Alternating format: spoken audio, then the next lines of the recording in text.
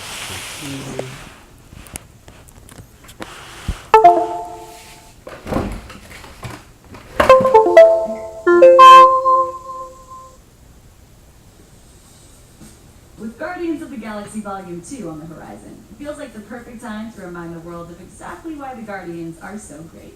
These intergalactic superheroes have battled the forces of evil for almost 50 years now, or at least some incarnation of the group has anyway. If that sounds confusing, then keep watching, because we've got plenty of Guardians trivia you've probably never heard before. The original Guardians. Sure, Star-Lord and Groot are awesome, but they're total newbies to the Guardians of the Galaxy. The original team was created in 1969 as a parallel to DC's Legion of Superheroes. The team was based in the 31st century and included very different members. Vance Astro from Earth, Martin X from Pluto, Charlie 27 from Jupiter, and finally, one you may almost recognize, Yondu from Centauri 4. The foursome initially joined forces in Marvel Superheroes number 18. I loved Yondu in the movie. He stole the show for me. The team would soon grow to take on two besides additional Groot, members, Starhawk and Nikki. A wild Star-Lord appears. Once upon a time, Marvel published a black and white magazine called Marvel Preview. The experimental title provided creators with the opportunity to do stories about characters a bit too far outside the mainstream. Star-Lord was one of them, first appearing in 1976. Although the character continued to pop up here and there over the years, it wasn't until the 2004 series Thanos that he officially returned. In this incarnation, his backstory was tweaked and his earlier adventures were ruled as being outside Marvel's main continuity. But make no mistake, the purists still remember. The Milano. I knew he was a cop beforehand. You may have picked up that Star-Lord's cinematic ship is called the Milano. And no, it's not named after the delicious cookie.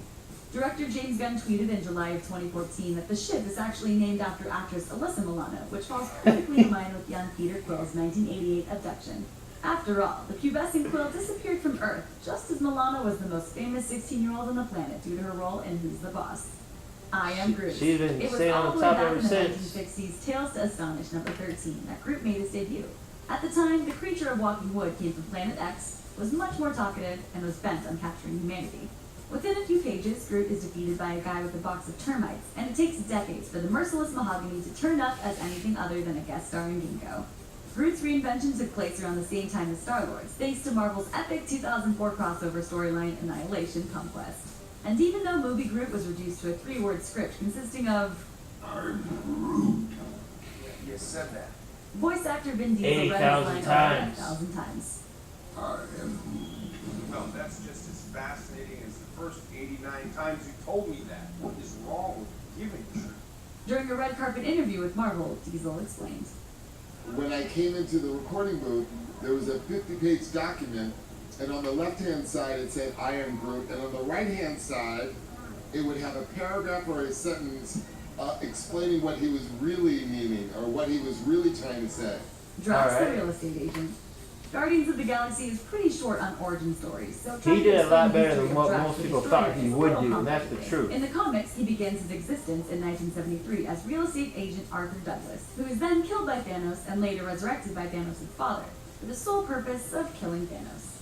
After missing his chance to kill his killer twice, Drax decides that he may as well be a good guy. If you can't beat him, and you can't get sweet revenge on your murderer, join him. Bug out. Bug has been a part of Marvel since 1979, when the company obtained the rights to produce a Micronauts comic. Now, I based on knew the there was storyline more of the Guardians, series. but I didn't know there was this many. And the Micronaut Space Warriors, all sold separately. Bug was originally known as Galactic Warrior, but because the comic character looked nothing like the toy, Marvel changed his name and made him their own.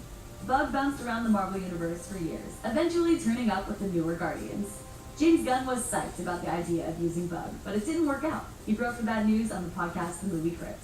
There was a really good chance Bub was going to show up in the first movie, Oh, really? but he is not. We do not own him.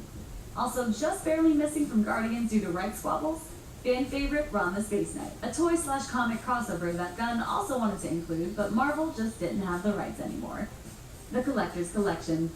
There are a lot of fascinating things to be seen with the Collector's Collection, many of which are Easter eggs aimed at hardcore Marvel fans.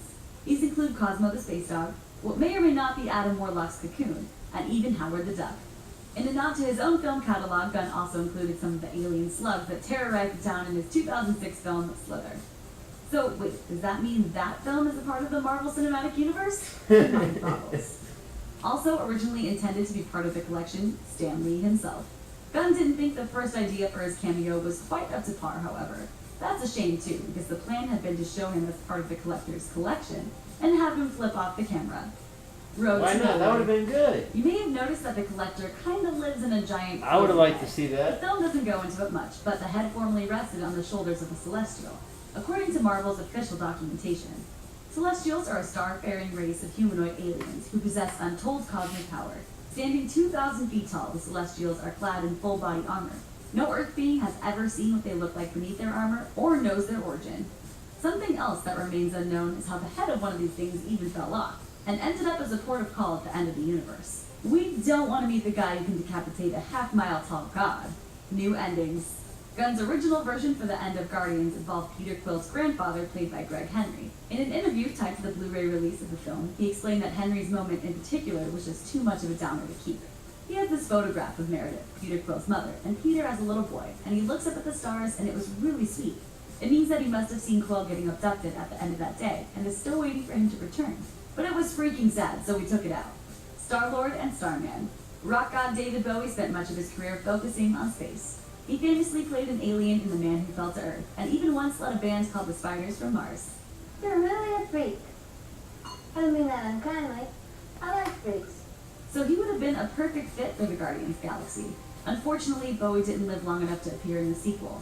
Like most of us, Gunn found out about Bowie's passing on Twitter, and took to Facebook to express his grief.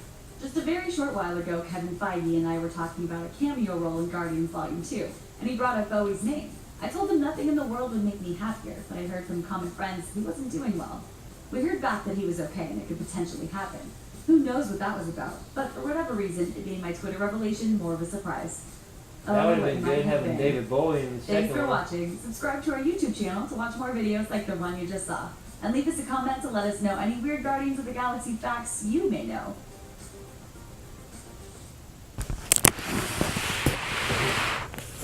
Well, I thought they would have gone deeper, but some of the things I did know, some things I didn't know. I knew that there was more Guardians out there, and that, of course, with the first movie, they focused on a smaller group just to introduce the story.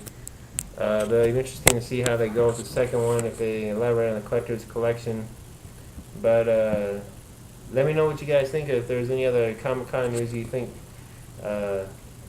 was more interesting. I know everyone's buzzing about the Justice League and Wonder Woman trailers and the Flash and Arrow trailers. I know I was when I saw them earlier.